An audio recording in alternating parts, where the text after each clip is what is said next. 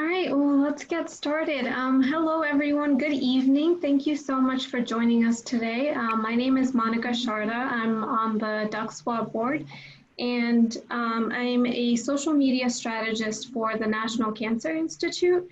So I'm involved with planning and writing their social media content week to week, and also analyzing analytics for the major platforms.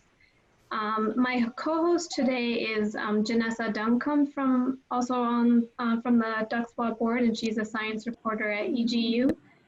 So before I introduce our panelists, I just wanted to share our code of conduct, which is up on the screen right now, just for you to read over. And also, in light of current events, in the country, I just wanted to mention that the DCSWA board condemns assaults on Black lives and press freedom. And as we mentioned in a statement that we sent out to all members a few days ago, we stand for justice and equality, and change starts with us. And we recognize that more diversity among journalists and public information officers and communication professionals means better journalism and better communications, as it represents a broader range of experiences, backgrounds, and expertise. And you can find, if you didn't already get an email, just as a reminder, you can find our full statement on the DCSWA website. And with that, I would like to introduce our panelists. I'm very excited for all of them to be here today. They have, I got a sneak peek at each of their presentations and what they'll be talking about, and they bring a great variety of experiences to the table. They'll be sharing some wonderful examples of how they've been creative on their organization's Instagram accounts. So I think we'll all walk away with some great inspiration. And as they are introducing themselves, I'm gonna just send out a quick poll to see how many of you are currently using Instagram for science storytelling. So this could be either, for your organization, or even if you're just on your own as a freelancer, or just for your own passion. If you're doing some science storytelling on Instagram, it'd be just great to see who has experience. But in the meantime, Dorea, do you want to give a quick introduction? Sure. Hi, I'm Dorea Reeser. I'm the Senior Audience Engagement Editor at Chemical and Engineering News, which is the flagship magazine for the American Chemical Society. And I was asked to say what I love about Instagram or social in general, and I can't play favorites, but I just love that it's a way to, be a part of communities and different things that you care about or are passionate about. And Instagram is a really great way to do that by following hashtags or specific accounts, or if you're like me and you have like 5 different accounts for different themes, it's just something that I love, and I'm really grateful we can use social for. Thanks. Chrystal, do you want to go next? Yeah, my name's Chrystal Smith. I'm the design editor at Science Magazine, which is published by AAAS. And Instagram definitely is my favorite social media platform. And being a designer, I love that the visuals are really at the front and center of every post, and you have a lot of flexibility with how you can show those visuals, whether like some social media platforms are a little more limiting when it comes to visuals. So. Thanks. Hey everyone, my name, Oh, go ahead. I'll just hop right into it. Okay. Yeah. Hey everyone, my name is Tahira Allen, and I am a communications strategist at NASA. And I do have to say that Instagram is definitely my favorite platform. I'm very passionate about it, just because I think it provides a very versatile way to share science stories, like what Chrystal was saying. You have in-feed, you have stories, you have live and IGTV, and I think that you can use each of these functions on their own to really tell a well-rounded story. And Instagram's engagement functions, I think are very unique to that platform, whether it's the Q&A stickers, the polls, the quizzes. It just opens up this two-way street of communication that I think is essential in building a community around your brand, your organization, your company, and is crucial when telling science stories. Thanks. One thing I did also want to mention to our audience is that we are recording today's event, and it will be available later via the DCSWA YouTube channel, and we'll also send out a Twitter message about it and have it up on our website too, so just so everyone knows. And for anyone attending, if you are going to be tweeting during or after the events, then we definitely encourage you to share the insights that you gain. Please remember to use the hashtag for our professional development events, which is hashtag DCSWA 2020. So hashtag DCSWA and then 2020. And I know people are still slowly coming in, but I'm going to share the results of the poll because I think it's interesting that it looks like most people are not currently using Instagram for storytelling. So I think that's great to know. And like I said before, I think we're going to all walk away with a lot of great takeaways. So without further ado, I'm going to let Dorea get started on her presentation, and then at the end we'll have a short Q&A session, so feel free to be sending in questions through the chat as you're listening, or you can hold your questions till the end, but we will wait to answer them until the end of all the presentations. All right, take it away, Dorea. Just wanted to make sure we were ready.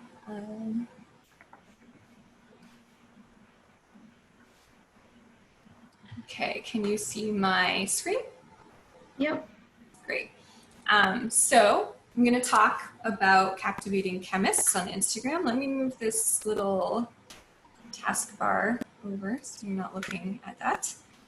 As I mentioned, I'm the Senior Audience Engagement Editor at Chemical and Engineering News. We call ourselves CNDN, which is a little bit of a mouthful. Here we go. Who are we? As I mentioned as well, we are published by the American Chemical Society, and on Instagram we're at CENMag.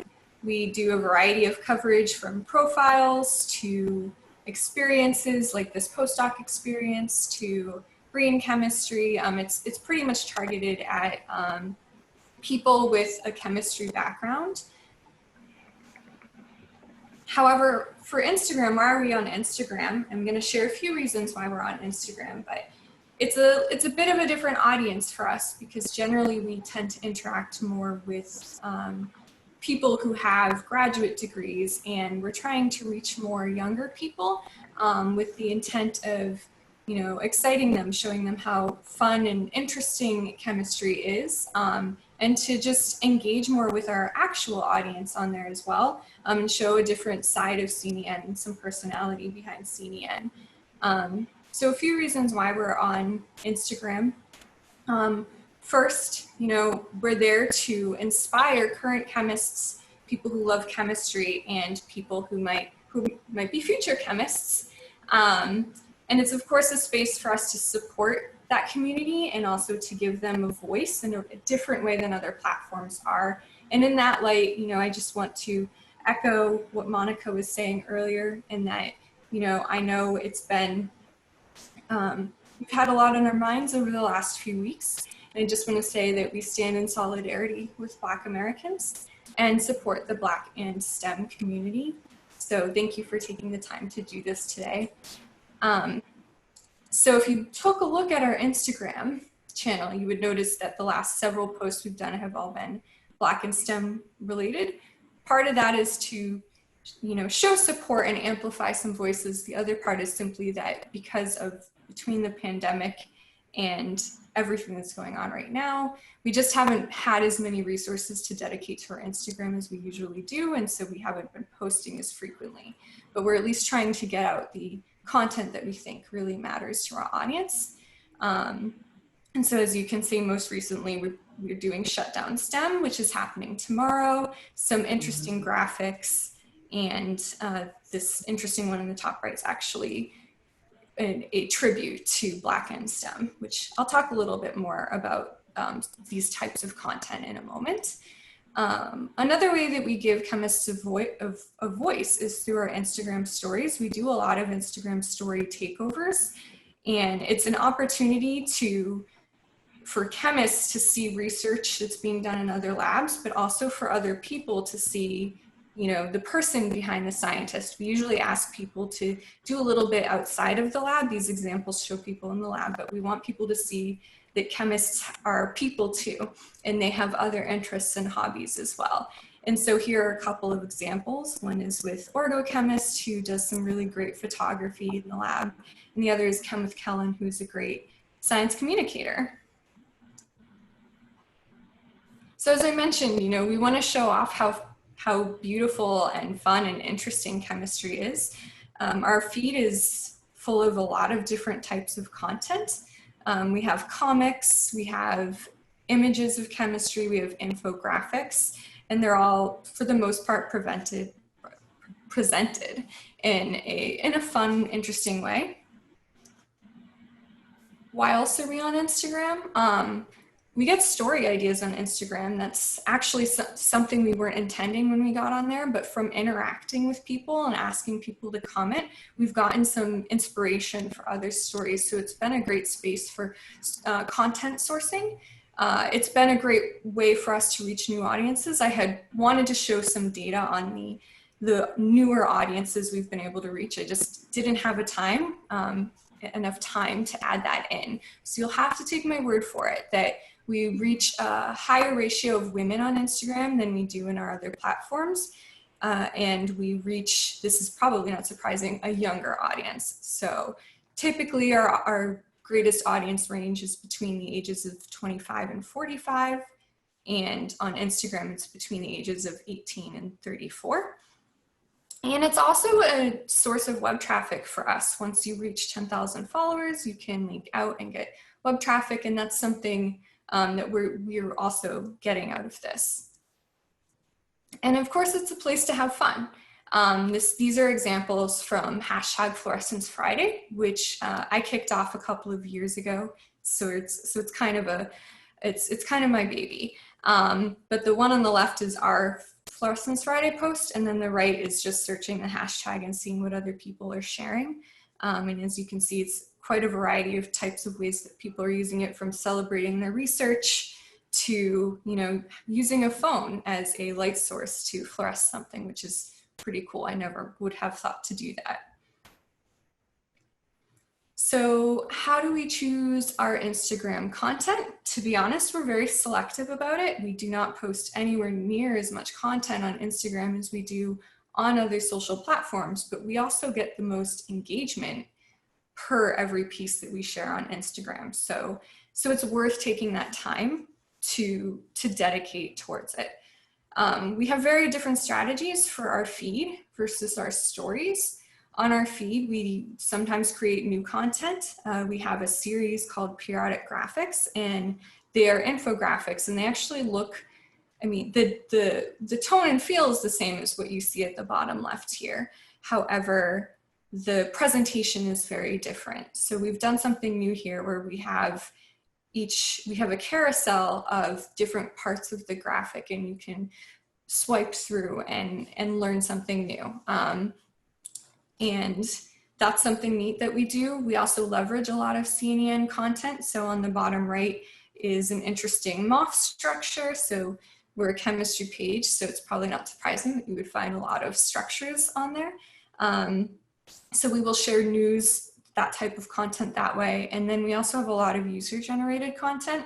We have a product called Chemistry in Pictures, where people submit their photos to us, and we promote them across all of our channels. But of course, that was the foundation for our Instagram account in the beginning, because we had this huge library of chemistry in pictures. And that was our initial argument for launch as well, because we showed that people had an appetite for that kind of content. Our stories, you know, if you look at this compared to the last slide, the type of content for our stories is very, very different. The strategy is very different. We can link out there. It's only up for 24 hours. And so we have a variety of different content. And the cool thing about stories is that it's a really great space for experimenting. And so we have examples where we do breaking news stories. We do, you know, some nerding out stuff, like more meet the molecule of the year, or we'll do, you know, Q&As. We do latest research that people might be interested in. And again, we have our takeovers that we do. So we do a combination of all of those things.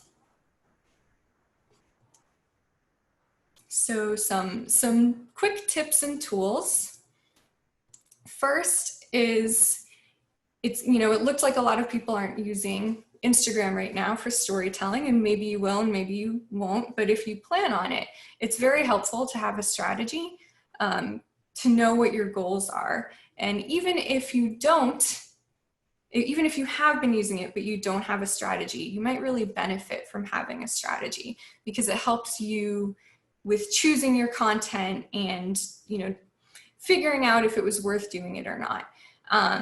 Having those goals is really important. Do you have a specific appearance or style and tone, a specific time of day you want to post things or interact with people? How do you want to engage with people? Are you going to very actively comment and respond to people, DM people, comment on their photos? Having some sort of guidelines can be really useful for yourself, and especially if you end up having a team of people to work with.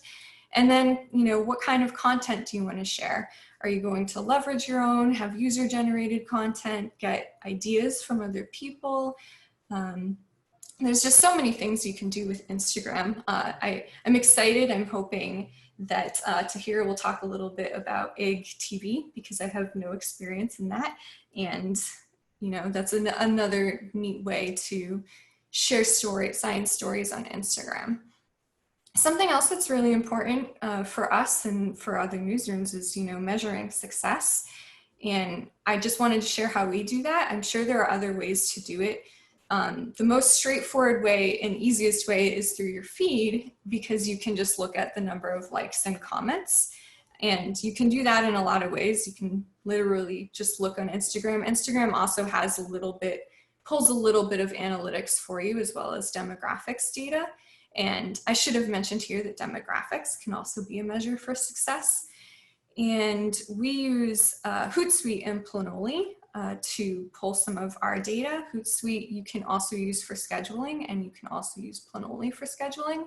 If you are looking for a tool for scheduling on Instagram or seeing how it will all look together, I personally highly recommend Planoly. I find it very simple and straightforward, but a great and affordable tool to do that. There is a free version as well.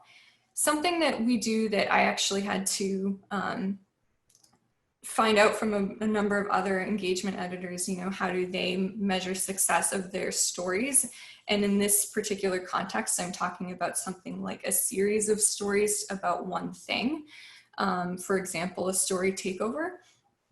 And the way we've decided to do that is to try and compare what the percent read through of those stories were by story 3 for each of them, because you can't really compare something that was 20 stories long versus something that was 5. And so we do still collect the data on the first story and the last one, but we primarily look at the third story compared to the first one. I hope that wasn't too confusing. And we do this manually. We write down, you know, what was the story content, what kind of story was it, and what were the views at that point, as well as the percent read through, and then of course the link clicks. And the last tip that I just wanted to share is don't be afraid to experiment. But always wear gloves in the lab and don't lick your solution. Anyways, thank you for having me. This is where you can find me if you have any questions about anything that I just said. And I can pass it back off to you, Monika. Thank you so much, Doria. I really liked that hashtag Fluorescence Friday. I'll definitely have to tap into those. Looked really cool. Okay, Chrystal, we'll pass it on to you. Okay.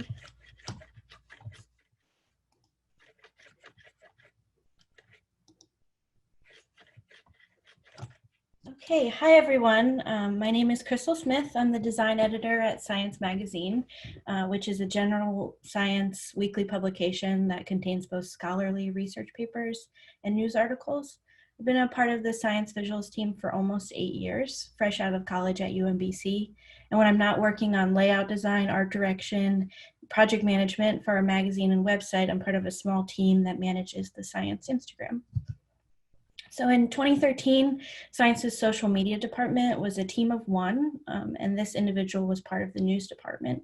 Our Instagram account was launched that year. It was quite a different account than what we have today. It looked more like a personal Instagram account and primarily contained cell phone pics and floating head videos from the AAAS annual meeting, which was a stark contrast to the high quality visual content we're producing in the magazine. So that first year, we only had 27 posts. And this was our most liked post with just 21 likes, which is cute, but it's not exactly up to science visual standards and not really reaching many people. And in 2014, we continued with more of the same, 49 posts that year, and a whopping 43 likes on this Pi Day post, which is just from an employee event in the AAAS building. And then in 2015, we had just 13 posts. But you'll see that we finally started to somewhat realize the power of a good visual, and we finally crossed the threshold of over 100 likes. But we hit a major roadblock, which was copyright laws. So we had all this great content in the magazine and on our website, but we didn't have permission to publish any of it on Instagram. So our account sat unused for 4 years. And then in 2019, members of the Science Visuals team started thinking about Instagram again. We had a really successful Twitter account, but we had yet to take over Instagram.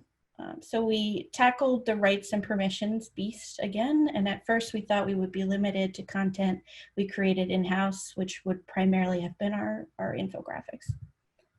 But then we learned about a tool called Link in Bio, which allows us to easily link every post back to the original story. So our image licenses give us permission to use photos and illustrations in the context of a particular story. So the tool opened up a door that would allow us to maintain those particular rights. So in March 29, we finally were able to relaunch our Instagram account. We archived all of the old content and we started fresh. Now, a little over a year later, we still get excited when we reach milestones in likes and follower counts. So like just last month, we hit 100,000 followers after starting with just around 31,000 when we relaunched the account. So that was a huge accomplishment for us. And as far as likes, we've far surpassed the days of struggling to get over 100 likes, now with our most liked post getting over 5,000. And these are our current most liked posts. Interestingly, most of these are from the last couple of months, which I think we have our great COVID-19 coverage to thank and our audience's current hunger for science. Especially when it comes to our most liked post, which was our March 26th cover illustration by senior scientific illustrator Val Altunian that featured the virus itself. And when we relaunched Instagram, we decided that we would transition the account over to representing the Science Visuals team rather than just Science Magazine. Instead of being run by social media or communications departments, it would be fully run by the Visuals team. And since Instagram is a platform that relies so heavily on images, we knew it would be most successful if the people who know visuals the best could curate all of our most striking content. So who's that team? Creative director Beth Rakowskis leads 4 teams within the department. It's design, photo, graphics, and web content strategy. So we took one person from each of those teams and created the core Instagram team. This way we would have equal input of all of our various expertise. We would make sure that the content on the account always stayed varied.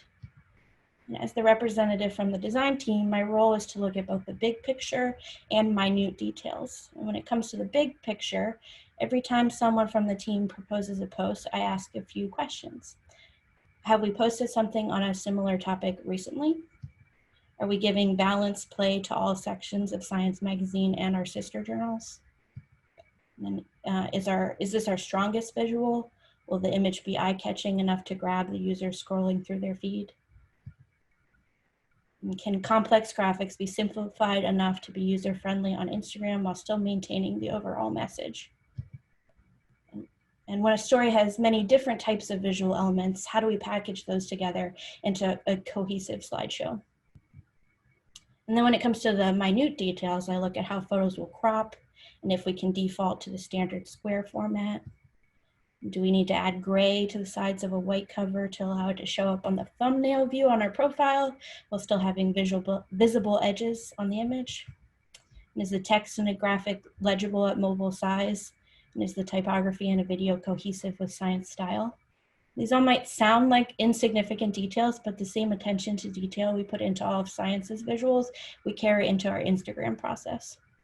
And the designers at Science firmly believe in this quote: just good design is like a refrigerator. When it works, no one notices, but when it doesn't, it sure stinks. So I'm gonna run through a few examples of times when design was a large part of our process. On the left is a graphic by senior scientific illustrator Chris Bickle that was included in a news feature article about the 11-year solar cycle. It's a beautiful and informative graphic, so it definitely would be an eye-catching for our Instagram followers, but it's very complex. And we couldn't post the entire graphic as is on Instagram or it wouldn't be legible. But the sequential nature of the panels within the graphic lent themselves well to being split into individual images to create a slideshow. We did take out some of the more complicated elements of the graphic, but overall the story is still there in a form that's more accessible. So on the left is another graphic by Chris Bickle that was part of a news feature article about a new threat to the ozone, which is moist air lifted into the stratosphere by large thunderstorms called overshoots.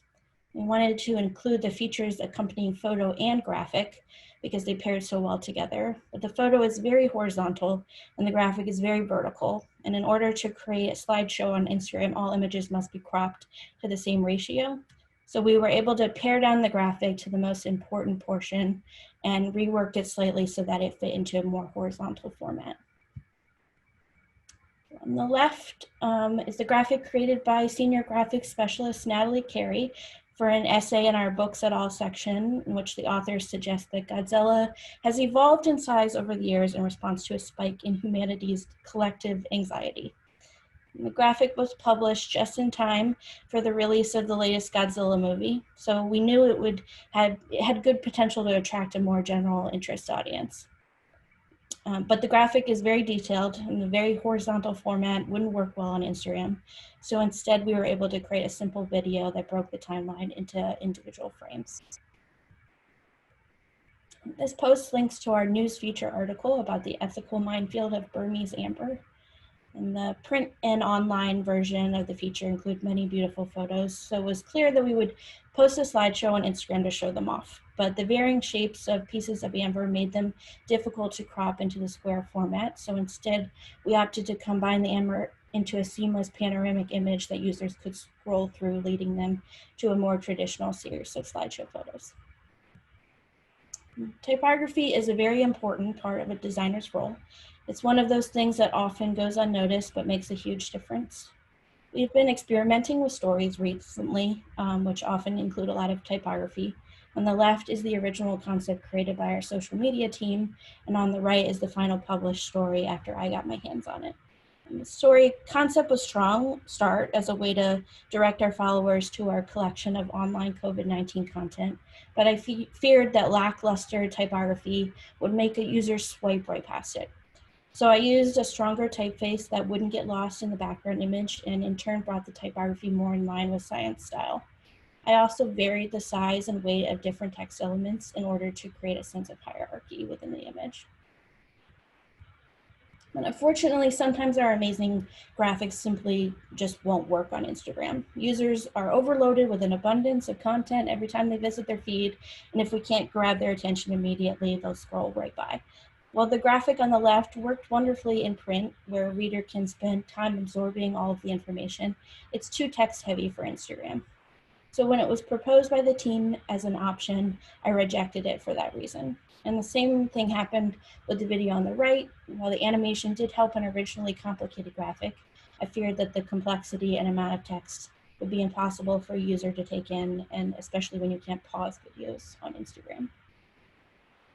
Along with our regularly published visuals, Instagram also gives us an outlet to do things with our content that we can't normally do on our print and online platforms, like animate our print covers, or animate complex graphics like this one by scientific illustrator Alice Kitterman for one of our sister journals, Science Signaling. This was our first animated graphic, and prior to our rise in likes for posts related to COVID-19, for many months this was the front runner for most likes. We've done many animated graphics since because we saw how much our followers liked this one. Instagram also gives us an opportunity to show behind the scenes of our work, like this glimpse at the pencil version Val Altunian created before digitizing these illustrations. And we're also able to promote content outside of the magazine, like our visuals blog. This post linked to a great article written by Alice Kitterman about how she decides to 3D or not to 3D for all of her graphics. And I'll have a link to the visuals blog at the end of my presentation, which you should definitely check out. We can also show more content than we were able to in print and online. Like for this report and perspective about the very tiny fish that make up 40% of reef biodiversity, we were only able to find a home for the first photo, but all were provided by the author of the paper, so we were excited to be able to find an outlet for all of the beautiful images. And sometimes we have an opportunity to re-promote older content in a way that is relevant to present day, like this Valentine's Day post. So just a year under our belt, we're still relatively new at this, but we're continuing to experiment with different ways to share our content. Thanks to Science's social media producer, Jessica Hubbard, we published a few Instagram stories. She comes up with great concepts for promoting our content, and we contribute our visual expertise. We're looking forward to finding out how to utilize this unique format and drive traffic to our website, all while sharing Science's amazing visual content with as many people as we can. That's all from me. Please follow us, of course, on both our Instagram and Science Visuals Twitter. And feel free to follow my personal Twitter as well, or reach out to me if you have any other questions that aren't addressed today. Thanks for having me. Thanks, Chrystal. It's really fascinating to see things from the design perspective and just how much thought goes in to each, photo and each graphic and the development. And I think Science has done such an amazing job, and it's it's not a surprise that the growth has been so quick, because what you guys are putting out is just amazing. So thank you. Tahira, are you ready?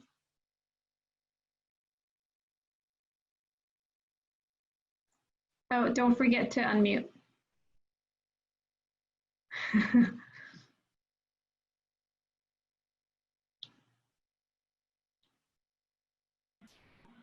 Thank you for that. All right, everyone. So my name is Tahira Allen, and I'm a part of the NASA Digital Communications team at headquarters. I do want to start off, Dorea, I do not really talk about IGTV in this, but I am really happy to go into that in the Q&A section. So definitely just drop your questions and we can get to it at that point. But today I'm going to talk about NASA's Instagram and really explaining NASA's strategy. And I mean, just off the bat, I want to say that everybody's strategy is going to be different, but I'm hoping some of the aspects that I highlight today, you'll be able to adapt for your own platforms. And so to get straight into it, this is just a quick overview at NASA's Instagram. So right now we have about 59.1 million followers. And so at NASA, our mantra really is to make people care. And so how do you do that on Instagram? By making space and science relatable, personable, and fun. So you'll notice on Instagram, NASA is, I guess you'd say, punchiest and edgiest. And so we really try to take ourselves not too seriously on the platform, engaging into social media topics, memes, and different pop culture aspects to introduce our science stories to really make them approachable to a global audience. We also spend a lot of time on Instagram engaging with our audience. So in the comments and story mentions and other functions on the platform that I'll get into. But the big thing I want to point on is the fact that any business account, we are sharing 10% of a user's feed. 90% goes to friends and family. And so what that means is that you really have to focus on first grabbing the attention of your follower scrolling through that feed. And then second, the Instagram algorithm is biased to what is most engaging to that follower.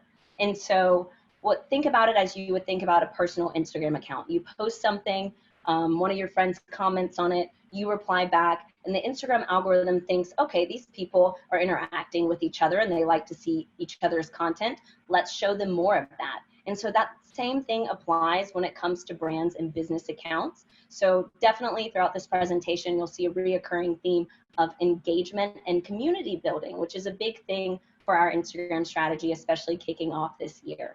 And I do encourage you to look at the first lines of the posts throughout this presentation, and you'll start to get a feel of how we introduce science stories to really hook users in before going into the details behind the stories that we're telling. So before you can go into telling science stories, I really want to emphasize that you have to know your audience first. You have to know who you're telling this story to. And so your strategy really should be based off of the goals that you set and the audience that you have and that you're trying to reach. I think Dorea made a great point on being attentive to having a goal behind what you're doing, and before making that strategy, knowing who you're talking to. So for NASA, we have a very international audience. I mean, 58% of our audience is international. We also lean pretty young on Instagram, which I think the platform does in general, with our audience being 18 to late 30s, early 40s. And we have a broad audience of science knowledge. So, you know, we could have a middle school kid that wants to follow for science, pretty pictures. And we also have people that are getting their PhD in engineering and things like that. So these are just some key points to keep in mind when I go through this. These are the things that we are basing our strategy off of. And so choosing what gets posted, really, I want to stress the fact that Instagram is first and foremost a visually driven platform. And so before somebody stops to read your science story, you have to stop them from scrolling. And you are only 10% of that feed.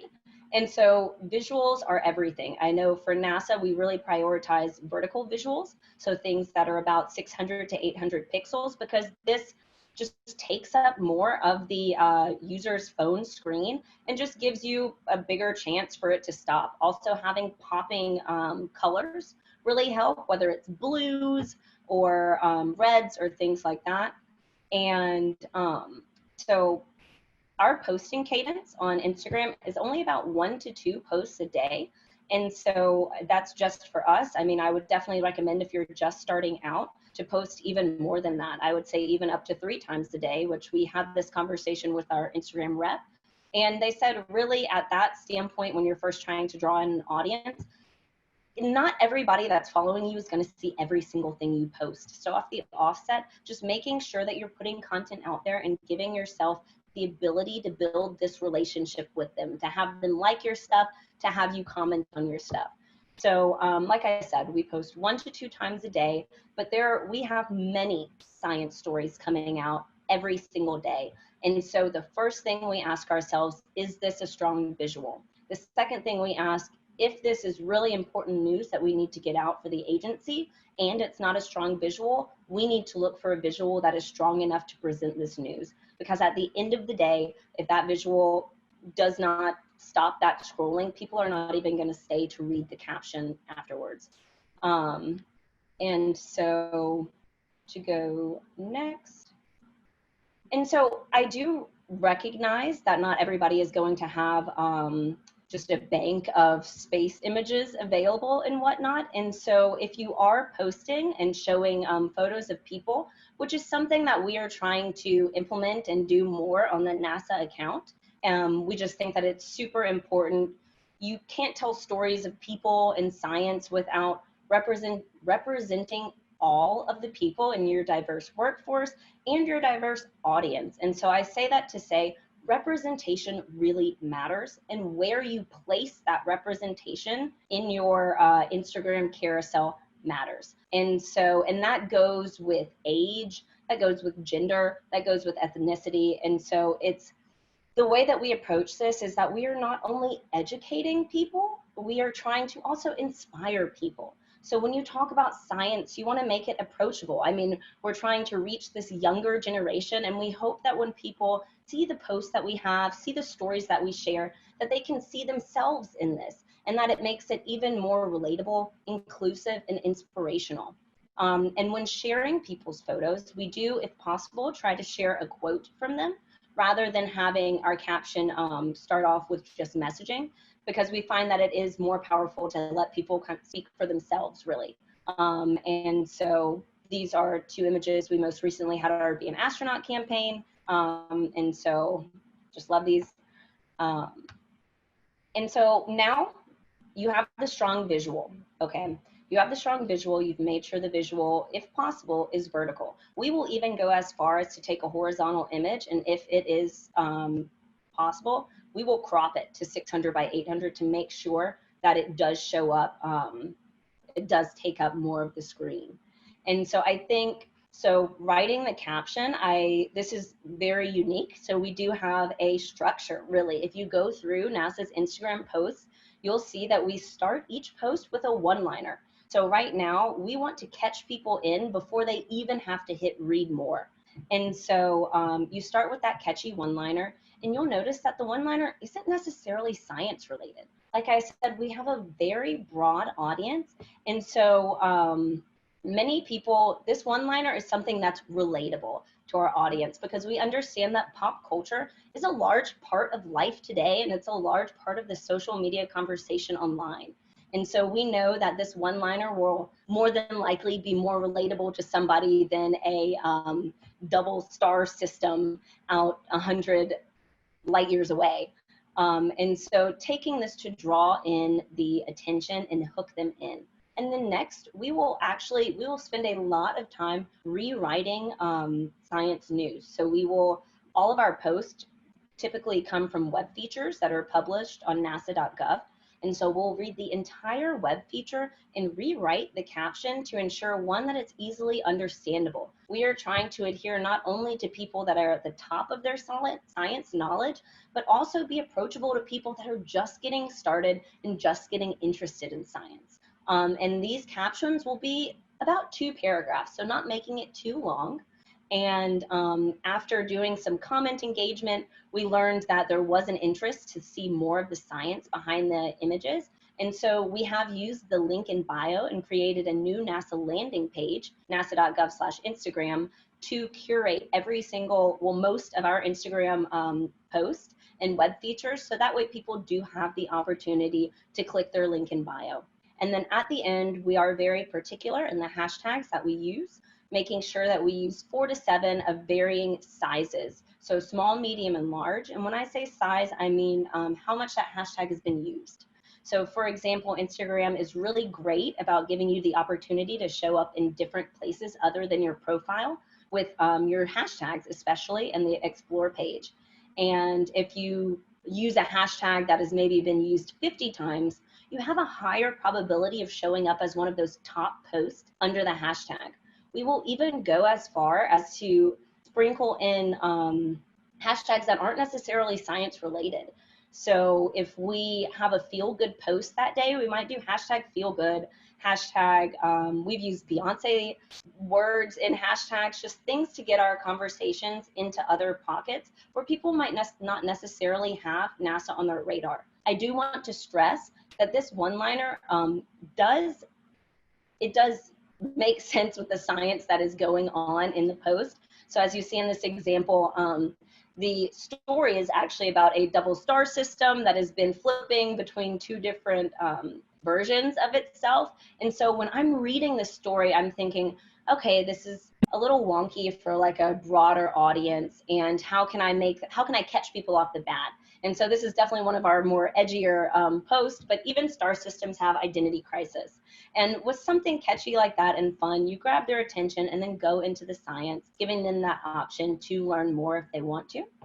Oh, and I do want to stress, this is really based off the tone of the social media conversation online. One thing we do every day is check what the conversation is, what is trending, especially you'll see if you look at our profile right now, we have definitely stepped away from this edgier type of comment, especially during COVID-19, the pandemic, and the rest of the protests and stuff going around in our country, and making sure that we are not being tone deaf to the conversation online. Especially too, while COVID-19 happened, we switched our caption writing to be more factual based. And then as people started getting more used to being at home and realizing that they were looking for some feel-good content, you'll notice that a lot of our captions started talking to our audience, telling them that, hey, you're doing great. We're going to get through this. Even if you're feeling a little crabby, here's a beautiful nebula to brighten your day. And so trying to mimic the tone that's online and making sure our audience is being thought about and the things that they're going through are being thought about. And so also, sometimes this fosters organic interaction with celebrities and influencers. And so this is big. We do not have a marketing budget. And it's also just fun to jump in these conversations and show the personality behind your brand and show that you can jump into these things that are relatable to your audiences. This is one of my favorite examples. This is actually a video. It's not playing, but it is one of our astronauts on a spacewalk. And he is letting go of a debris shield from a cosmic particle detector, and it's slowly drifting away in the background. This is completely normal and safe. We do this all the time. It burns up in the atmosphere. But we saw this as an opportunity during the time Marie Kondo was putting out her tidying up show, and the conversation online was just talking about, does this spark joy? And we saw an opportunity to hop in this conversation, and our followers absolutely loved it. And so I say all this to say, you can still share science stories while still positioning them in a relatable and approachable fashion, especially if your audience is very broad like ours is, that range from very knowledgeable about science to not so knowledgeable about science. And so also I really want to talk about Instagram stories. I love Instagram stories, and their 24-hour lifespan makes them a great support tool, especially, and just a great thing to give your followers direct access to your experts, engineers, and showing the face behind your science stories. And so we do this a lot. Some of our top areas of focus are definitely science explainers, which I'll get into that in a second. Question and answer engagement. So we love just handing over the keys to our Instagram account and letting our followers interact directly with our astronauts, even sometime if that's them on the space station, or if it's an expert behind the scenes getting a little bit more in depth about what they want to know about a certain mission. We also use stories to do a lot of user-generated content share. And so that's the thing that we love to do at NASA, is to put out a call to action and ask our followers to show us how they're interacting with our science, how they're interacting with our mission, and then in turn, putting them on the spotlight and showing their stuff to the world. And so you can do this in many different lights. Especially, we most recently had a drawing campaign where you could draw different aspects of the Orion survival suit and also the SLS rocket.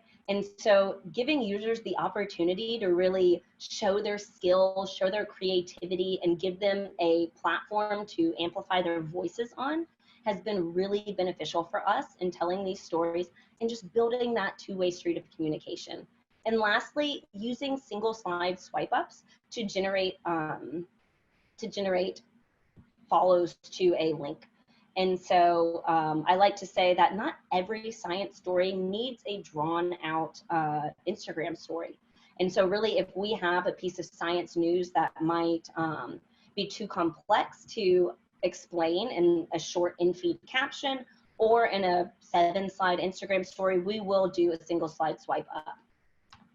And then these are just examples of what I talked about and how we have put these out on our platforms. So on the left, you'll see we ask, what do you want to explore with NASA at home? This was part of our COVID-19 NASA at Home campaign.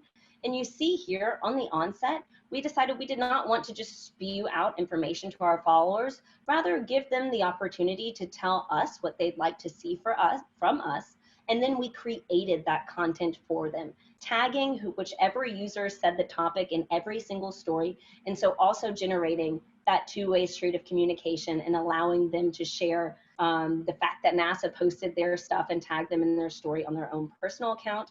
The middle is an example of the call to action, sharing user-generated stories and content live on air. We really love to do that. And then the last is an example of a single slide swipe up. So we did not necessarily need multiple slides explaining how to do it, just having a clear call to action for what they can expect and prompting them to swipe up really works well for us, especially if we want traffic driven to a link.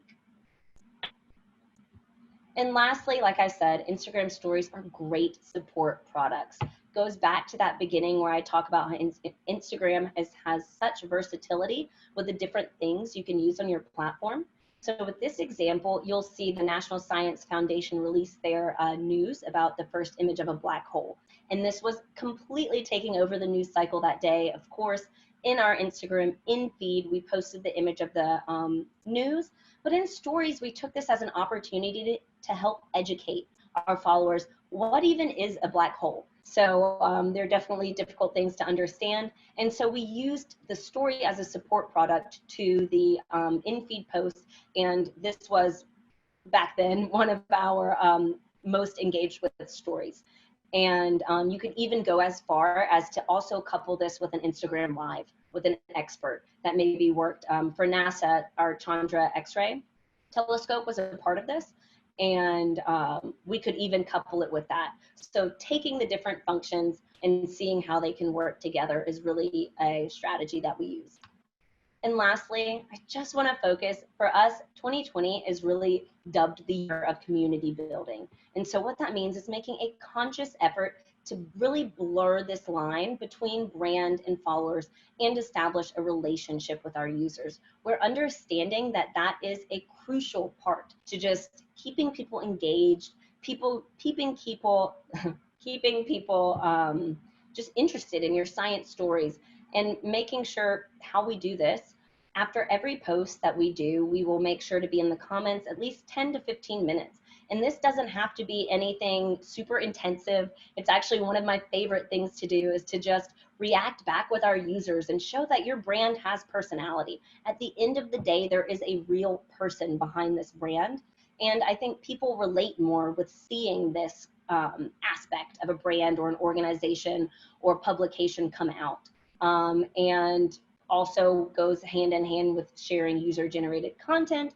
And we will go as far as to go through our story mentions. We will go through hashtag mentions. We will go through photo mentions. We are only a team of 8 that run all of the flagship social media accounts. So I do want to stress, it's not like we have a lot of bandwidth, but we make this such a priority because it is that important to us. And I really do think that's crucial with anybody establishing and running an Instagram account. And at the end of the day, we are all in this together on this spaceship we call Earth.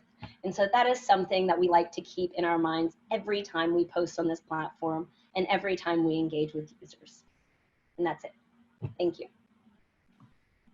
Thank you so much. Thank you. Thanks to all 3 of you. As I was listening to all of these presentations, I'm sitting here thinking that I'm going to have all of you come back, and it would be great to do like a workshop. Hopefully when we're all, able to meet in person again. But I think our audience would be really interested to dive in. There's just so much that we could go into detail about. But we do have a few questions, so I'm gonna take a look at those. The first question's for Dorea. We had someone wondering how they would apply for a takeover on the CNE and Instagram account. Send me an email send me an email or DM me on Instagram or on Twitter. I'm at Dr. Dorea on Instagram and on Twitter. You can also just message the CNN account because I oversee it. So that's probably the best place, is that or email. Great. And we had a couple of questions for Chrystal as well. One was, what software do you typically use for graphics? Oh, for graphics, the team uses a combination of a lot of things, mostly Adobe Illustrator. A lot of our 3D graphics are created in Cinema 4D. Some Photoshop added in there. It's a combination of a lot of things, but and then, you know, when we're paring them down for Instagram, it's usually happening in Illustrator. And the second question for you, Chrystal, was referring to the graphic of the sun that you showed. They were asking, was the graphic of the sun that became a series of relatively small images drawn from a series of pictures that ran down the page, or was the original graphic designed to include that series of smaller images to make it Instagram suitable? So I get the question is, like, did we have Instagram in mind when it was being created? I guess that, yeah. We didn't. So usually we're creating content for the, you know, magazine and online primarily to start off with, and then we're always just figuring out ways to take that content and then share it on to Instagram. So graphics can be split up in many different ways in order to make them Instagram friendly, and that one, just particularly because it was about a, you know, process that was already a very linear process, it was easy to just chop it up in that way. But we definitely weren't thinking of Instagram first. Okay. And then we have one question from Kasha, and this is for everyone. She's wondering if you notice any difference in likes between post videos versus photos. I see Dorea nodding. Do you want to? Yeah. Or, Definitely. yeah. People almost always will engage more with the videos than they will with photos for us. So that's super interesting. So for us, we actually see more likes on photos, but we see more views on videos. So we're finding that people are taking the time to actually view the video, but they're not necessarily double tapping and hitting that like button. Okay, and then there's one other question that I think really relates to everything that's going on right now. They ask, how can we keep posting science while being cognizant of what is currently happening? And is posting science as normal, tone deaf?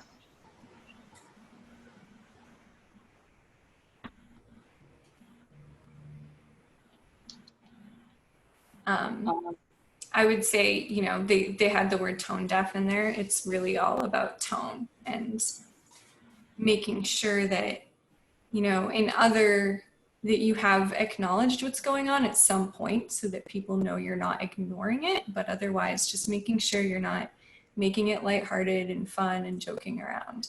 At least that's how we've been approaching it. Just being mindful of tone, and that a lot of people are having a hard time right now.